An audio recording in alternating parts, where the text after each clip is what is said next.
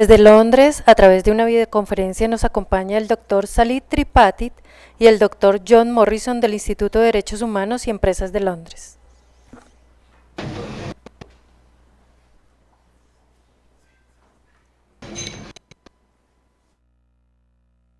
Yes, my name is Salil Tripathi and I'm the Director of Policy at the Institute of Human Rights and Business. And I'm sorry I'm not there in Bogota with you. I'm here with my colleague, the Executive Director of the Institute, John Morrison, and we are going to talk through over the next 10 or 15 minutes about recent trends in the world of international human rights and business. And what we are also going to do is talk about some emphasis on what it means for Colombia. So John, I think I'll ask you the first question. If you can tell me, June is an important month for the world of business and human rights this year, because the 6-year John Ruggie process comes to an end. Can you reflect a bit on that, what it has meant and what does it mean for businesses? Yes, well, Salil, it's, as you know, a very important time. Sometimes we call this a sort of once-in-a-generation opportunity, because, as you know, in the past 60 years of human rights, since the Universal Declaration of Human Rights and the words of Eleanor Roosevelt in 1948, human rights discourse has fundamentally been about states and state responsibility in relation to individuals. And non-state actors and businesses have been sort of on the edge. There have been huge expectations from civil society, and until recently actually a lot of resistance from business. What John Ruggie has been able to do since 2005, with quite a lot of political consensus at the Human Rights Council, is create a framework in which the duties of states to protect and the responsibilities of business to respect and the remedies that flow between them are all in the same framework. And the framework was endorsed in 2008, and now with the guiding principles, we're expecting there to be unanimity of the Human Rights Council in June this year, which for the first time in history will create what you might call a soft law framework, which brings into the debate this idea that business has a direct responsibility for human rights. Not a hard law responsibility, but not a voluntary responsibility either, something which will get codified in the months and years ahead. And I think this will initially be a subtle change, but through time will be a fundamental shift in how we regard business and human rights. So an exciting time, but a time in which the hard work still lies ahead of us, because once we have the conceptual framework in place, we need to implement it. And it's the implementation of the framework, both by states and by businesses themselves, where I think we'll have even more grey hair, Salil, by the time Fewer hair. before we've made too much progress there. I mean, I'll just add one more thing, is that one thing that we've both seen in the past 10 years here in London is maybe 10 years ago, this really was a debate taking place in London, a bit in Washington, a bit in Stockholm, a bit in Paris. You and me know now that the most interesting work in business and human rights, actually a lot of the work that matters, is taking place in the global south. And you and me and the rest of our team spend almost all of our operational time in the south, and Colombia is a very important part of that, as is Brazil, where I was 2 weeks ago. So this issue of implementation, this issue of the border between the state's duty and business responsibility, this issue of extraterritoriality, all these key concepts, is how these relate to South-South relationships, and not just sort of North-South or North-North relationships, which are critical now. Yeah. And one of the terrific things that I have noticed is the leading role that Colombia has played.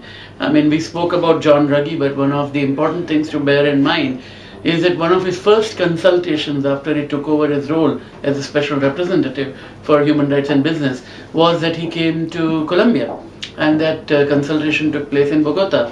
The other thing is that when we have done our work at the Institute, looking at either land acquisition and human rights or armed conflict and business and human rights.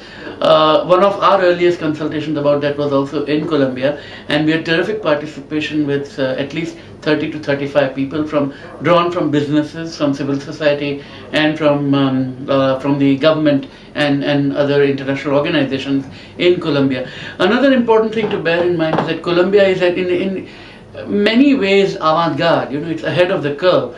We spoke about the Ruggie process. One of the things that the Ruggie process has done is the whole work around access to remedy, where how does a company come up with a framework that when the state is failing in its duty to protect and the corporate responsibility of respect leads to questions or challenges, what kind of a framework can exist to deal with the problem? And the special representatives team worked on 5 projects at that time, 5 different parts of the world, and one of them was again in Colombia, in the Guajira region, which he looked at very closely about how a company is dealing with difficult issues. Again, when the voluntary principles for security and human rights were formed, I remember very well that most of the companies that were part of it initially were from US, UK, Netherlands and Norway. But Colombian companies were early in trying to get involved with it. I worked on a particular project in Las Infantas in the Medio Magdalena region, where I remember very well that it was Ecopetrol and Occidental Petroleum which took the lead on working on that, which took the lead on implementing voluntary principles. To the extent that the Association of Colombian Petroleum Companies worked with Fundación Ideas para la Paz and other organizations to create voluntary guidelines in Colombia, where the idea was to take it beyond oil and mining and gas sector and look at other sectors like oil, palm oil and other situations. So it's one of the great message that we get from outside who wish well for Colombia is that there is a serious interest about this issue in Colombia. Business is aware of it. Business is aware of its role as a peace builder and as a role to respect human rights, and it tries to get it right. It doesn't mean it gets it right all the time, and it's not enough ever. I mean, nothing is ever enough in the field of business and human rights. But what's important is that whenever there is some new thinking that comes up, whether it's the Red Flags Initiative or any multi-stakeholder initiative, it's companies in Colombia want to learn how quickly. I remember sometimes when we have developed some of these documents in London or in New York, the Colombian companies say, okay, how do we do it? How do we get it right?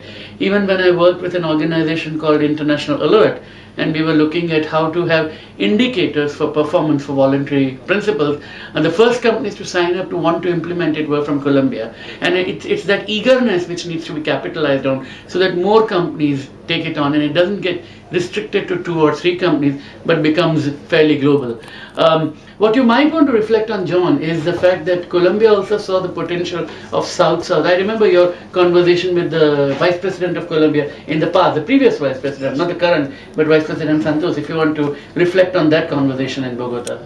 Yes, and I think moving forward for us in Colombia, and by the way, we both wish we could be with you today. We love going to Bogota, so next time. Although the Institute works on migration, land, water, conflict, are key thematic areas internationally, all of which are highly relevant to Colombia. Things come into particular nexus, if you like, when we look at the government relationships with Colombia overlaid with the business ones. And I think bilateral trade and investment treaties are a key example of this. Now, there are treaties with Colombia currently being debated in the European Union. I know in the US Congress. I think the Canadian treaty was recently agreed. But I remember the former Vice President of Colombia telling us around some of the conditionalities that are being put on these treaties is that going forward, it's going to be the bilateral treaties with countries like India. They're going to matter as much, if not more, than the treaties with OECD countries. And I suppose for us, success means in 5 years' time, or 4 years or 3 years, whenever the treaty with India is negotiated, that social issues as well as environmental issues are on the table during the negotiations.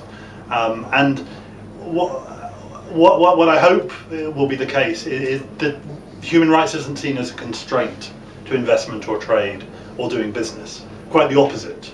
That it's actually part of sustainability. that what you do by embedding human rights in your due diligence, by putting human rights in the contracts between states or between states and business or between businesses with each other, is you're creating a framework for medium to long-term sustainability. You're looking ahead, you're predicting what the stress points might be, what the potential abuse of rights might be, and you're trying to mitigate against that in the agreements themselves. And I think more and more, if we can see human rights as a key aspect of sustainability in trade, investment and business, then it is as relevant to India and Colombia as it is to the US and Colombia. And I mean, fundamentally moving forward, we think that's what success looks like.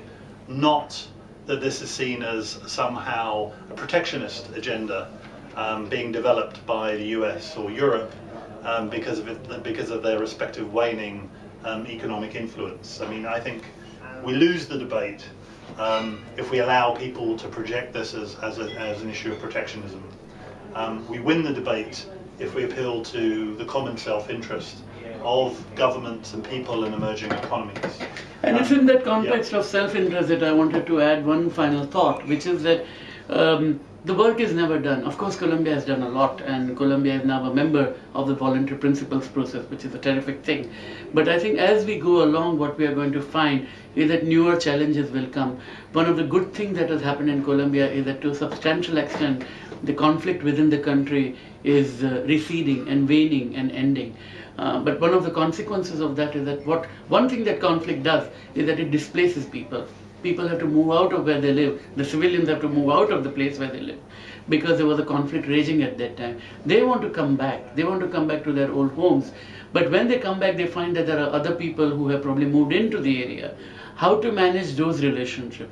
How to gain access to the land for a business, for a company? Should it do it by speaking to the former owners, current owners? All are victims of conflict. Even to some extent, companies are victims to conflict. And reliance purely on the law, what the law lays down, may not be sufficient. Because the law may provide a situation or a solution which is just, but it has to be also fair to everybody. And in a post-conflict environment, it becomes a bit difficult. So a lot of creative thinking will have to be necessary, and a lot of involvement will have to be necessary of all parties involved. And we are looking at potential projects in that area, and we would love to explore this idea further and see how best we can be of use to not just to Colombia, but I mean wherever these issues matter, because it is going to be an issue that is going to be dominant. It's happening in India, where the government wants to acquire a piece of land and make its use primarily for business, and it leads to certain farmers losing their land. Or it's happening in countries like Colombia, where businesses want to acquire land and change its use to something else which may be more lucrative, but what happens to the people left behind? And that kind of a tension will be there, but it will have to be handled in a very creative way. We hope that the events today go extremely well in Colombia. They always do, and I'm also sure that you'll have a lot of fun because it's Bogota. Thank you. Thanks very much. Enjoy the day.